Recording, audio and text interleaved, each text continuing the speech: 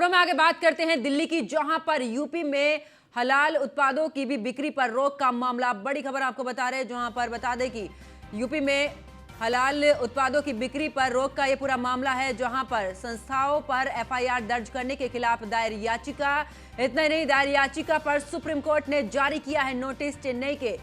हलाल India private limited ने दाखिल की है याचिका यूपी सरकार और इसी के साथ में FSSAI के फैसले को गलत बताते हुए याचिका दाखिल की गई है। तो बड़ी खबर आपको बता रहे हैं, जहां पर बता दें कि इस दौरान अगर बात की जाए तो याचिका दाखिल की गई है। यूपी में हलाल उत्पादों की बिक्री पर भी रोक का ये पूरा मामला है और इस दौरान बात की जाए तो संस्थाओं पर FIR दर्ज करने को लेकर भी ये मामला दर्ज किया गया है। और ज्यादा जानकारी के साथ मेरे सहयोगी पीयूष मेरे साथ में लगातार बने हुए हैं। पीयूष, अगर बात की जाए यूपी में जो हलाल उत्पादों की बिक्री पर रोक का ये पूरा मामला है, क्या कुछ जानकारी इसको लेकर? बिल्कुल, अगर हम बात करें तो आपने देखा होगा कि उत्तर प्रदेश सरकार ने हाल ही में एक काफ़ी महत्वपूर्ण और बड़ा फैसला लिया था कि उत्तर प्रदेश में जो हलाल सर्टिफाइड प्रोडक्ट हैं वो नहीं बेचे जा सकते हैं। हालांकि उसमें भी तमाम जो क्लॉज है वो तैयार किए गए थे, किस तरीके से उस पर रोक लगा था और क्या कुछ उसमें परमिशन भी थी, तमाम तरीके के जो गाइडलाइंस है वो भी उसमें जारी किए गए थे। हालांकि जिस तरीके से बिक्री पर प्रतिबंध लगा था उसके बाद तमाम जो कंपनियाँ हैं वो कहीं ना कहीं सख्ते में थी और पूरी तरीके से जो आरोप इन कंपनियों पर लगे थे कि कई ऐसे लोग हैं जो फर्जी कंपनियां बनाकर किसी भी प्रोडक्ट को सर्टिफाई कर रहे हैं और इस पर यूपी सरकार की नज़र थी और यूपी सरकार ने कहीं ना कहीं इस पर प्रतिबंध लगाया था। ये पूरा जो मामला है वो सुप्रीम कोर्ट में पहुंचा हुआ है। चेन्नई की एक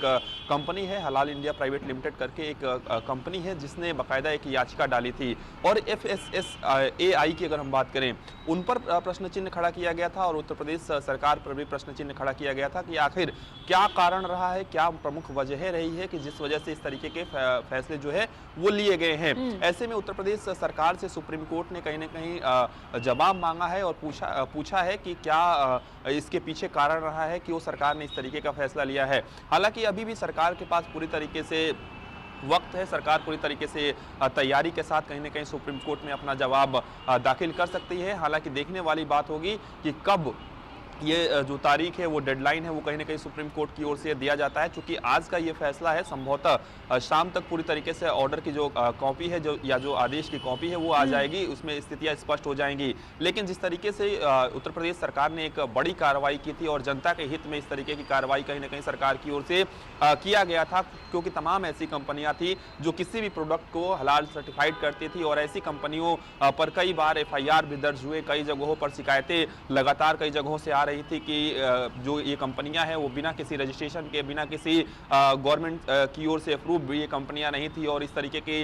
जो प्रोडक्ट है इसको ये सर्टिफाइड करती थी और बाकायदा इसके पीछे एक बड़ा खेल भी चल रहा था। तो निश्चित रूप से सरकार की एक बड़ी कार्रवाई थी और जनता ने काफी सरकार की इस कार्रवाई की प्रशंसा भी की थी। लेकिन ये पूरा मामला चूंकि सुप्रीम कोर्ट में पहुंचा हुआ है, अब देखने वाली बात होगी कि उत्तर प्रदेश सरकार की ओर से इस पूरे प्रकरण पर, पूरे मामले पर क्या कुछ जवाब दिया जाता है और उसके बाद सुप्रीम कोर्ट क्या कुछ टिप्पणी करता। चलिए, बहुत बहुत शुक्रिया पीयूष हमारे साथ जुड़ने के लिए, विस्तारपूर्वक जानकारी देने के लिए।